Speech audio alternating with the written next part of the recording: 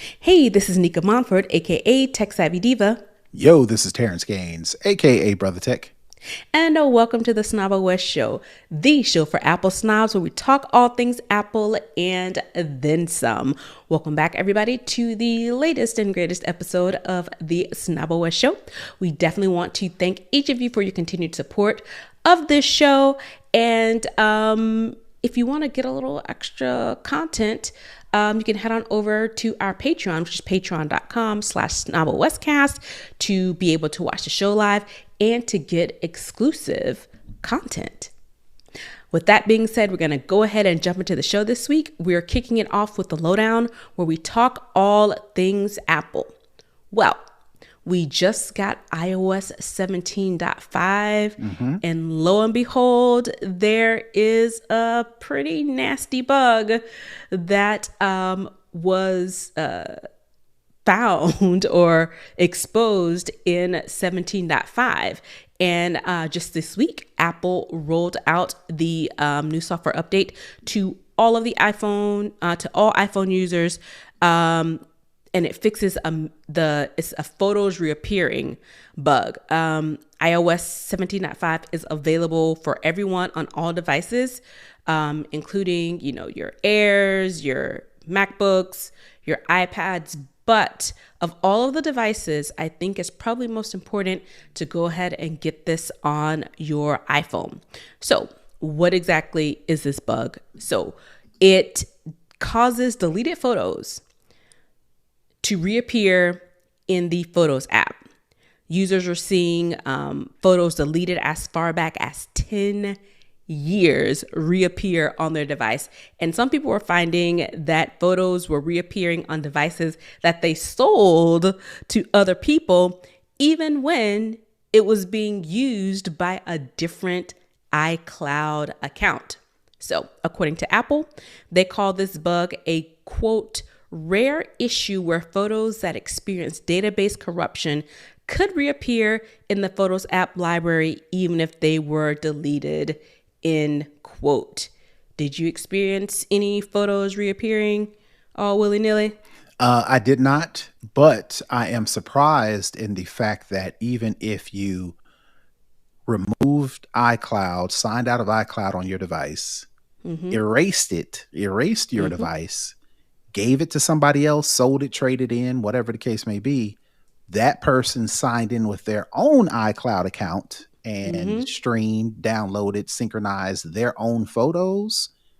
Your photos that you had on the device before you traded in and sold it was showing up in other people's photo albums, which is crazy, As far as 10 years, that is insane. Yeah, which is probably why Apple fixed this super fast versus waiting it out to see if more people are going to complain and then eventually get around to it. No, they fixed this pretty fast because most people delete photos not only because they don't want the photos to take up space. It's because they don't want people to see those photos. They don't want those photos. So imagine those photos that you deleted and since have been removed from the deleted files folder, because you can delete a photo from the Photos app and there is an album called Recently Deleted, and those stay in there for 30 days. So imagine taking a picture, deleting it from the Photos album, the 30-day expiration goes by, it deletes from the deleted items folder, you update it to iOS 17.5, poof, those pictures are right back up there. That's pretty jarring, pretty alarming for a lot of people. So kudos to Apple for fixing it so fast, but also, come on, Apple, what you doing, man? Bro, their explanation was a database corruption. Right. I mean, I don't want to call them liars, but this sounds like this may be a little bit more than a database corruption, because it's a lot of steps in this that a person would go through to get rid of the photo. And especially if they were selling it or giving the device to someone else, there are steps that you do. And it's just really strange that a different iCloud account would still pull them back in. It's nuts. Well, at least they fixed it, and hopefully they won't get sued for this because, people get very sue happy, especially when it comes to their data and privacy and all those things. On a better note, Apple Wallet is adding support for transit cards in two major cities, Paris and Toronto. So for the Paris side of things, this comes just in time for the Summer Olympics. We're in the end of May, and the Olympics should be starting next month, I believe. And so what this does is it is putting Navigo transit cards, which is Paris's transit system. And this can be added to any Apple Wallet starting just this past Tuesday, May 21st. So what this does, it allows iPhones and Apple Watch users to simply tap their devices to pay for rides on the metro, trains, buses, and more in the Paris area. Also, real-time transit information for the Paris area will be available in Apple Maps starting this week as well. This feature allows riders to view detailed schedules, live departures, and arrival times, delays, outages, and so forth, connections that it takes to complete a trip across multiple transit systems. Again, I think this is all in preparation for the Summer Olympics, which brings in people from literally all over the world into one city for the games. Now, I did mention Toronto. Toronto's transit system is called Presto. Their card support isn't in Apple Wallet yet, but it appears that it is imminent. All right. What's cool about this is you don't have to go to the ticket machine to even reload the card with money. You can do all of that in the wallet app to where you don't even have to go over to the vending machine to check your balance or anything like that. You can do all that in the Apple Wallet app. And when you actually go to pay for, scan your phone, this coincides with the ability that was already there in the wallet app to where you can make that card the default card for transit. So if you're in Paris, France, you've added this, what they call it over there? They call it the Navigo. Navigo, yeah. Add that to your wallet, make that card the default transit card, and you don't have to do anything else. You just hold your phone over the place where you're supposed to read it, and it automatically reads it. So you don't even have to even unlock your phone, open up the wallet app, select the Navigo card in order to scan it. You ain't got to do none of that. You just hold the phone over the scanning place. It automatically recognizes it and it goes about your business, which will make people move faster because you mentioned, there are going to be hundreds of thousands, if not millions of people in Paris for the Summer Olympics. So they want people to go fast as possible, especially when you have foreigners or visitors or tourists who are not familiar with buying, using transit at all. They can do all that on their phone. They can check the schedules. They can check for outages. They can actually now get in and get out all using your phone without stumbling around looking like a tourist. Like I was when I was in Paris, and I was like, I bought the stupid thing from this kiosk in the metro station. Why can't I use it? I got the app. Why can't I use it? Why wouldn't it work? And so, yeah, don't be a clueless tourist like me trying to figure out navigating around Paris just so you can go down and see some sights. So yeah, this is actually pretty cool. I really envy people who have really great transit situations because if you don't live ITP, which is in the perimeter in Atlanta, using public transportation is really bad. It's really bad. Yeah, and I don't know if it's people don't want to spend the money to expand our transit system. I don't know if people are... They're trying to keep the riffraff out, so to speak. Right. And which is really halting the progress of the Atlanta metro system, even though it just was reported that the city of Atlanta has surpassed 1 million residents And the fact that there are 1 million residents that have Atlanta, Georgia addresses, our transit system, as bad as it is, it's a shame, right? So, for example, last week or 2 weeks ago, I took the transit system to a soccer match. And you would think that the MARTA themselves would have their own card that you can then download and then add to your phone. They do, but they don't. They have the MARTA app to where you can find out all the schedules, find out all the stations, find out all the times. But then if you want to put the card on your phone, you have to download a separate app to actually reload the card and actually use the card to actually get in and out of transit, which I did. I actually got the second app, loaded it up with some money. And similar to this, I didn't have to go to the kiosk to get a round trip or whatever. I just scanned the card on my phone. But again, what I had to do is I had to unlock my phone. I had to open up the wallet app.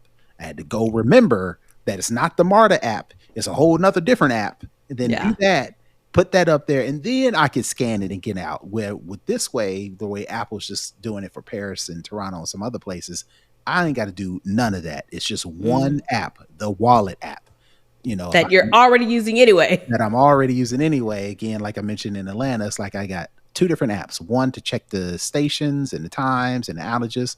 Whole another one to actually load the card. And then I got to remember to go through the whole process in order to scan it. It would be so much easier. Yeah. If I just had one MARTA app, or MARTA card rather, in the wallet app, make that my default, and then I can just scan, which would probably make them a little bit more money, because when you're just scanning for individual rides, correct me if I'm wrong, versus going to the kiosk and buying like a round trip ticket or an all day pass, I think those round trip tickets and all day passes are a little cheaper than me actually scanning.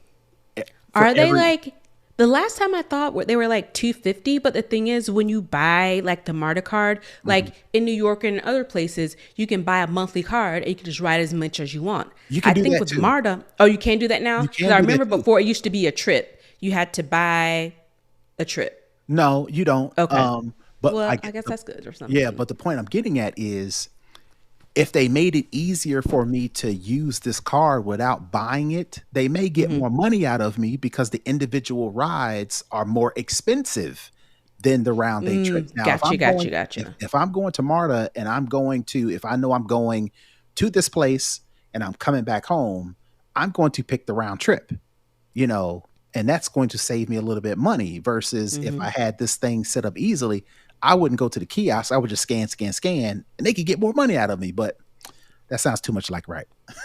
So people forget that Atlanta is still in Georgia. Right. Maybe that's Georgia is deeply red. Well, not just deeply so red. So people and people will cut their nose to spite their face. It would be so much more convenient for everybody if the MARTA expanded to have more stops that goes out to all of the metro areas and has a decent transit system. Also have to remember, MARTA is based in the city of Atlanta, and we know that corruption runs rampant. The fact that there are 2 separate apps instead of just integrated in one, someone probably put in a bid. It may have been someone new, got the hookup and all that, because there's no way that you already have the technology and the app that manages this system, and you won't add to the existing app payment purchase for a card. I mean, it's nuts. I mean, what I will say though is the Maps app, the Apple Maps app, does a much better job at finding out what times the trains are leaving, finding out which way you need to go to get where you need to go. You can actually like do directions. Like, I'm at the red line station, how long it's going to take for you to get to downtown, whatever the case may be. You can like set that as a directions, and it'll tell you, you get to this stop because the train is leaving at this time, and it'll get you down to this station at this time. And then from there, you walk to where your destination. You can do all that through like the Maps app, and it's so much easier, so much more. The interface is so much nicer than Yeah. trying to go through the actual MARTA app, which is, again, what are y'all doing? Right. And that's what I did when I was in Paris. I just used Google Maps. I told her where I wanted to go and I want to use public transportation. I mean, as I was coming up on the different stops, it would tell me what stop I was at, how long I would get there. It would give me options. You could take this line, you could take this. It'll get you there in this time. It's quicker, but then you have more stops. So yeah, they got the maps thing, going pretty good. But the city of Atlanta and yeah. They keep adding people, but they're not adding amenities. No. And then recently, I don't know if you saw that Atlanta is like the #1 summer destination. Why? Why are you people coming here? Oh, you know what? So I object to people. Oh, we're full. I'm like, these tourists, these new transplants are the ones spending all the money, so don't shade the folks coming down here to visit, so I definitely think, though, Atlanta needs to move faster. They hem hawing around with doing these intersections and all these major Road updates like yeah 285, 400, that mess. yeah it's getting It's better horrible. because we go over there regularly. It's getting better, but it's like, yo, y'all could have had this done 2-3 Long years time ago. ago. And especially Yeah. with the transit system, it's like y'all are taking entirely too long to figure out how you're going to move all of these people. Right. How are you consistently the world's, not the country, the world's busiest airport, and you don't have decent transit options? Well, you can't even get to the airport Bro. because they're doing this big renovation. They just reopened it. Oh, they did? Reopened it. Okay. Yeah, just recently, like I think like this week. Okay. So it's just open. But they're also adding all these things where they aren't allowing people to come. Because, I mean, we have a large homeless population. What large city doesn't? And people are coming in and hanging out at the airport. Now they have these things now where there are all these checks to make sure that people have, valid tickets. So a lot of people in the unhoused population, they would get on MARTA and they would come down to the airport. So I don't know what type of bottleneck that's going to create with trying to, get people comfortable with the new train station, with the people coming in that are just there to hang out. So it's a lot. It's a lot. That's why we have governments and that's why we have transportation departments. And if people would just really allow us to take advantage of what our tax dollars are allegedly going for, we could really have some really nice things. But again, they don't want us to. All right. The last story this week that I want to talk about is about Vision Pro. I know we've talked about what is Vision Pro supposed to be, who's supposed to be the audience, that type of thing. And it was like on the last announcement for the iPads, it was very enterprise business focused. Well, Marvel and Apple have teamed up and a new AR VR app is coming next week to Vision Pro for Marvel's What If series. So this is going to be an hour-long experience in Vision Pro, and it puts Marvel fans actually inside the multiverse. If you play this game, app, or whatever you want to call it, it takes you as a user through an interactive story of inside the multiverse. You'll meet different characters and their different variations, learn about mystic arts, and you'll be even able to do something with the Infinity Stones. They put out a trailer that I know some people were talking about, but the app is actually being introduced next Wednesday, and it will be free. Right. So maybe some entertainment gaming type thing comes to Vision Pro? Possibly, but it doesn't sound like a video game. It just sounds like some immersive experience. They need to do something because it's been mighty quiet on the Vision Pro front since they did all that hubbub. Now, I'm not sure if that was Apple was really like, this is for enterprise. This is for enterprise. Mm-hmm. But I hope that's the case because like I say, it's been quiet on the Vision Pro front. Now, maybe this is because WWDC is coming up next month, and maybe they'll have a whole list of a slew of new, you know, improvements, more developers, you know, new features to try to get people out to buy this thing. But we're still, apparently, the people have spoken, and we are a long way off from true virtual or augmented reality. Yep, long way, long way. I thought this was an interesting new, I guess, extension in the Apple Vision Pro world, because Marvel, Disney, huge, you know, enterprise. And that's, you know, joining forces with Apple to bring this experience to Vision Pro. So I don't know if they're hoping to tap into the Marvel fan base to get people to get on board with buying Vision Pros. I don't know, but they're doing something. And I think this is probably the first something that we've seen from Vision Pro for the actual personal user, not enterprise, probably since this thing launched. So it's something. All right, that is going to wrap up the lowdown. We're going to head on into Second String, where we talk all other tech. Again, we are an Apple-centric show. We cover all things Apple. We don't really cover a lot about Google or Microsoft or Samsung or any of the other big conferences. But I did want to talk about this particular thing for a couple of different reasons. So Microsoft had their Build Developer conference this week. It started on Tuesday. And among the many things that was announced in the keynote was a new Copilot Plus PC. So this is a new ARM-based PC.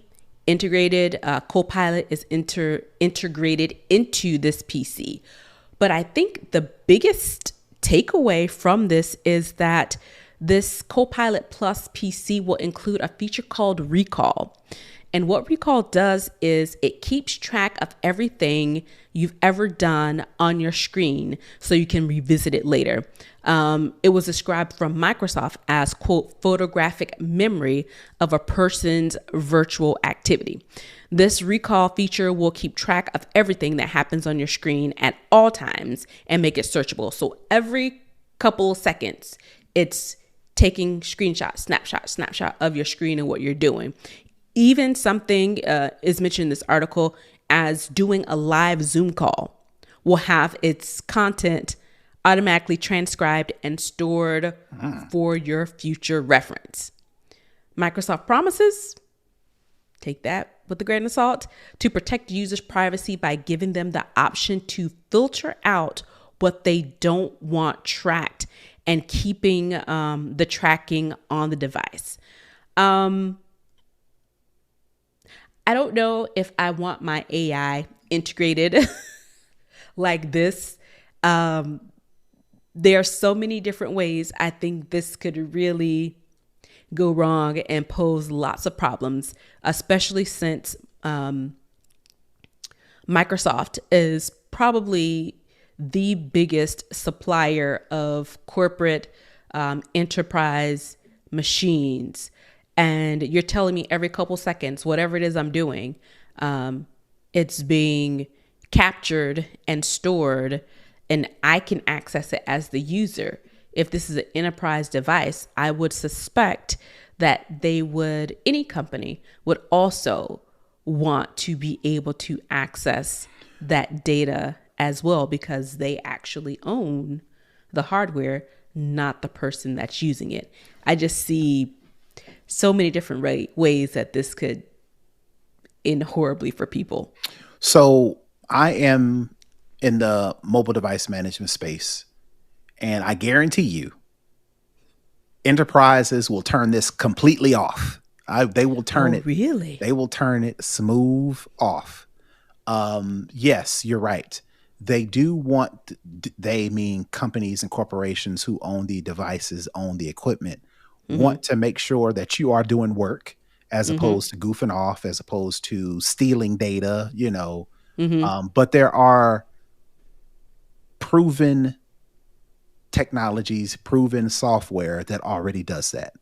Okay. What this Windows recall thing is doing is going a step further and screenshotting, capturing, keeping track of company information, and then which companies don't want to give up, Right. especially, if you get into defense companies, you get into, highly, NSA government entities. They don't want Microsoft or Windows having a copy of this sensitive information on their device. So my guess is, being in the MDM space, companies will turn this off. They won't even. I had not thought about it. I was thinking of it strictly on the side of this is a new way to track what people are Employees. doing because, yeah. Yeah. So, Interesting. so some companies maybe are tracking, like, quote unquote, watching you. Most of them don't. When companies say they are tracking you, in most cases, they are keeping track of the applications you have on your device, keeping track of how often you use them. Like, for instance, if you've got YouTube and TikTok and you're always on those, then that may jump over a red flag. What they're not doing is, they can't see what you're actually doing on the computer. So they can't watch. If you're one of those employees that's on YouTube all day, they can't tell that you're watching, seasons worth of Saturday Night Live, right? But they can They can tell. just tell the time that you've been on. They can tell Okay. they can tell the websites you go to often. They can tell how much time you spend on those websites. Gotcha. They can't see what you're doing. They can't watch what you're watching. Some companies may be tracking keystrokes, but most of them don't. What most companies are doing is they need to keep track of how you're using it, how you're using the device, not what you're doing on it. To be able to get ahead of issues. So if they know you're in the browser forever, if they know you're whatever, and then you're running out of RAM, and then you're submitting tickets that I can't get nothing done, my computer's slow, I need a new computer. And then the MDM goes in there, it's like, you've been on the internet all day. The response is, let's, figure out how to avoid, using so much RAM by not being on there. So that sort of thing. So that's a side note. But as it relates to this Windows recall, companies will turn this smooth off, because what they don't want is their company information being saved by another company, which is Microsoft. And my question to this is, they're saying that it's doing snapshots every couple of seconds and storing this for you to review later. And they're keeping all of this on device. One, do we trust Microsoft that they are keeping this only on device? And two, what type of storage are on these machines that can accommodate just your regular usage? And if you're a power user, the things you have on there, and also taking snapshots every 2 seconds of your machine and then allowing you to scroll through it and find whatever it was you were last looking at. It's just one of those things where, It's did a lot. anybody ask for this? Yeah. It's a lot. And did anybody ask for this? There are so many more use cases to use AI. And I truly hope this isn't the way that, personal computing is going, with thinking that, oh yeah, this is cool, everybody wants this. I really hope it's not. Yeah, it's I don't want to call it overkill, but it does seem like a big step from no AI to AI remembering everything you're doing on your computer. That's a big leap. Can we get An like all incremental AI computer? right? Can we get incremental improvements, right? So this does seem like a big leap. I can't think of too many times to where I was like, shoot, I really wish that I could jump back 5 minutes to what I was doing. But I mean, there are some people who don't save anything, as much as we've got autosave set up.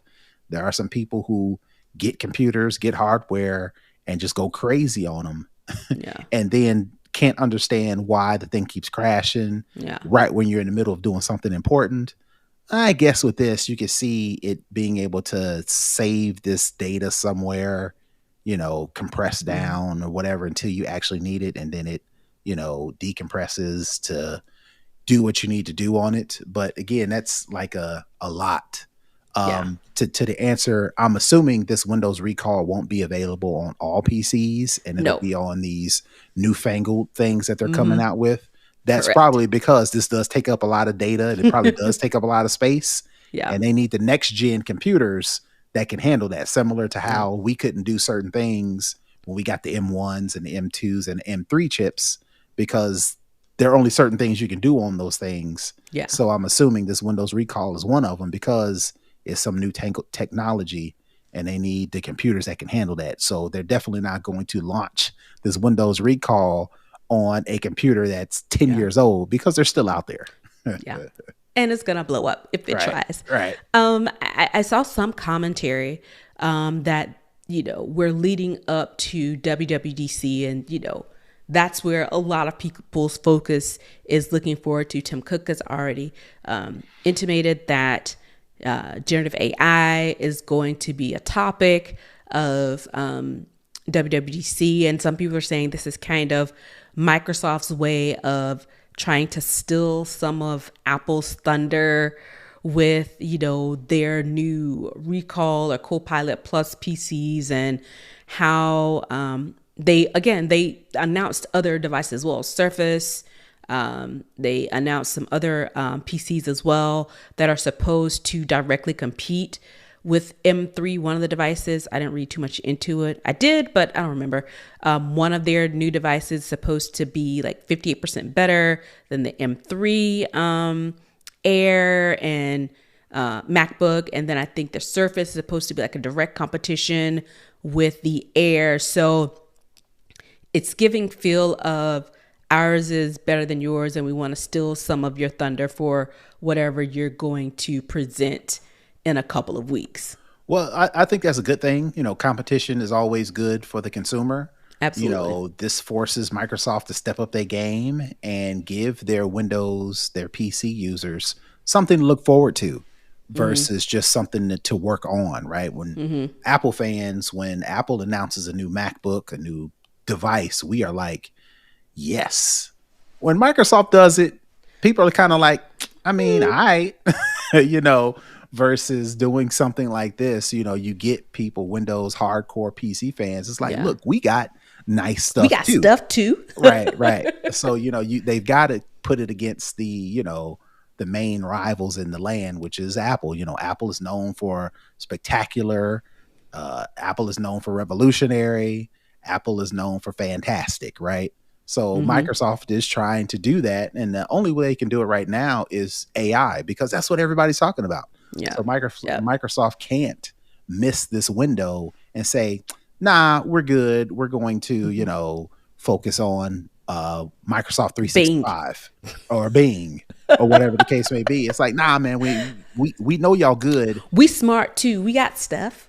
Right. We know y'all good at Microsoft 365. We want some dope hardware. So Microsoft definitely couldn't pass that up, and definitely couldn't now that everybody's talking about AI. Yeah, they needed a little razzle dazzle. So Yeah. this is their razzle and this is their dazzle. That's going to wrap it up for Second String. Let's head on over into For the Culture, where we talk all things socially relevant, culturally relevant that's going on in our world. So it seems like we cannot talk about AI enough. At some point, we're going to get AI fatigue, and nobody's going to want to say those two letters. But until then, let's talk a little bit of OpenAI. So it looks like OpenAI is in a battle with Scarlett Johansson.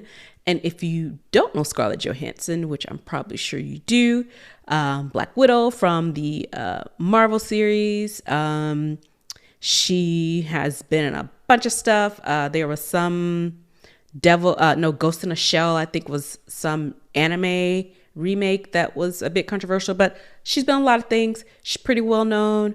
But most importantly, she was in a movie called Her in 2013, where she voiced a personal voice assistant, artificial voice assistant. Well, how does that matter with OpenAI? Well, OpenAI just announced their chat GPT voice and known as Sky, and it's out there. Well, Scarlett Johansson is like, pump the brakes real quick.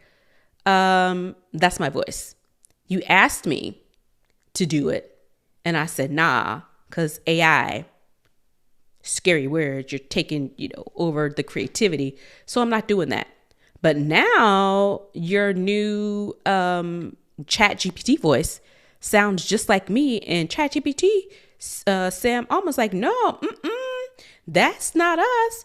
Even though I just tweeted the word her a couple of weeks ago, we had this already done before we even reached out to you to do the voice. Now, why would we already have a voice and then ask you for a voice? I don't know, but we didn't copy your voice to make our chatbot's voice. Well, she made this big statement on Twitter, basically, laying out all these things that I just said, but of course in a little more detail. Now, legal, she says that she's now, because of the release of this voice, she's been forced to get legal counsel. Sam Altman is saying, well, since, you don't really like it, we're going to put a pause on fully releasing this out of, deference to you, since you seem to have issue, even though this is not modeled after you. So the question is, how far did OpenAI overstep, if they overstepped? Well, so you can 1 + 1 = 2, right? They asked Scarlett Johansson to do the voice. She declined. Fast forward to now, they announced the AI voice, and according to Scarlett Johansson and her team, it sounds eerily like her. So much so that, Sam Altman and the folks at OpenAI, quote unquote, like you said, out of respect, halted the launch of Sky in order to better address how they, came up with the voice. So the 1 + 1 = 2 is, all right, y'all, Scarlett Johansson really didn't have to put up that much of a fight outside of just saying, I'm about to hire some lawyers and I'm about to get busy with this, for them to halt that project, right? If it's true that they did not use her voice and they have this well thought out, they can prove it. Right. Typically, they would went full speed ahead. It's like, all right, well, you're going to have to, if it was me, right? And I did this OpenAI and I launched it, and it sounded eerily like somebody. And I know in my heart of hearts that we did not use your voice. We did not train whatever. I'm like, all right, you got to see me in court. We're going full steam ahead with this until somebody stops us with papers. Right.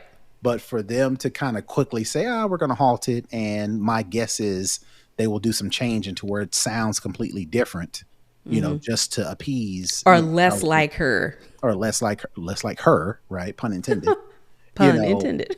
It seems like clearly there's some where there's smoke, there's fire, for them to pause that so fast, which makes sense. Scarlett Johansson is attractive, like you mentioned, she's been in some popular things, particularly the movie Her, to where she, like you said, voices this assistant, which was super popular. And I could see how Sam Altman and them back in the day, they were college bros, they were like, ooh, Scarlett Johansson, we can, whatever. And really didn't think, not necessarily think, but did not factor in that she would not only not be, thankful that they thought of her to actually do it, but thought that she would actually stop them with a, cease and desist, quote unquote, to actually get them to stop. So they were kind of taken aback thinking, oh, any beautiful,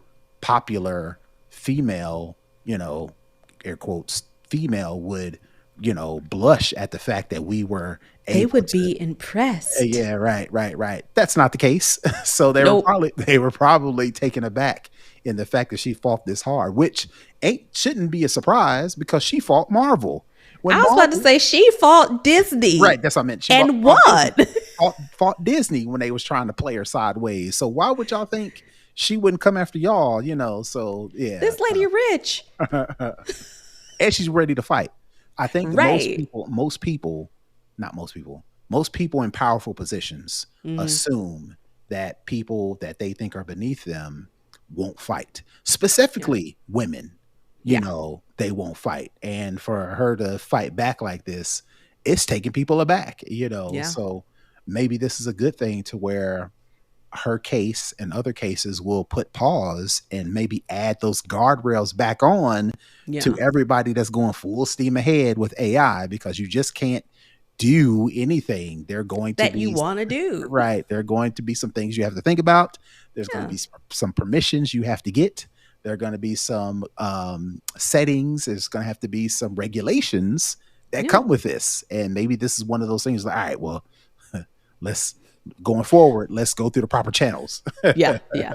You can't just bulldoze your way through on this one. Right. People have rights, especially when it comes to their image and likeness. Mm-hmm. So we'll see what they come up with, whether they completely do a new voice or whether they actually take it to court.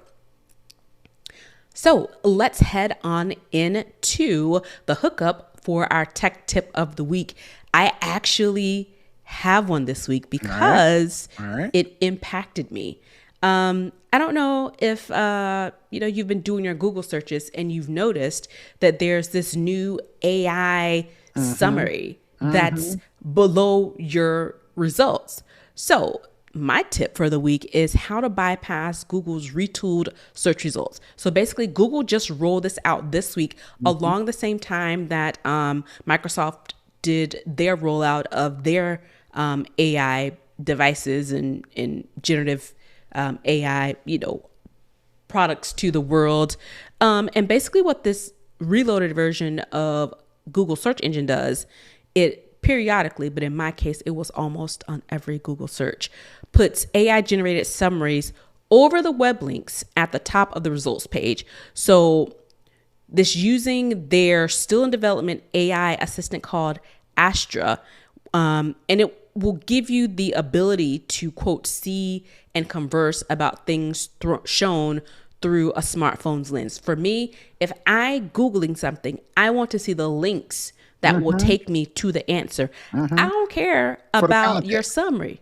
Yep. That's extra stuff. I don't need that.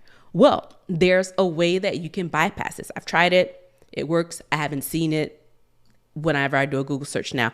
You add UDM equal 14 to the end of your query, and that gets rid of that annoying summary right, that so pops now- up under your results. Now, is this just for iPhones, or is this for Macs, or is this for any I device think that it's for uses I think Google? it's for anybody. And I actually saw this on Twitter. Someone posted about it because everybody was like so annoyed. And yeah, you can just put this in any search engine it appears. I mean, on any device in the Google search engine. Just add that and bye bye purple AI summary that I did not ask for. There has to be a way to go in and turn this off proper Maybe in nobody's found Google, it yet. because that's crazy for them to just do this. Because I've seen it, and it's not annoying enough for me to do anything about it. But it is, I do see it, and it's just like I don't. Again, like you, I'm like you. I don't want to just get the answer. I want to read the answer, which is fine. Google has always kind of highlighted what I was looking for in its search results.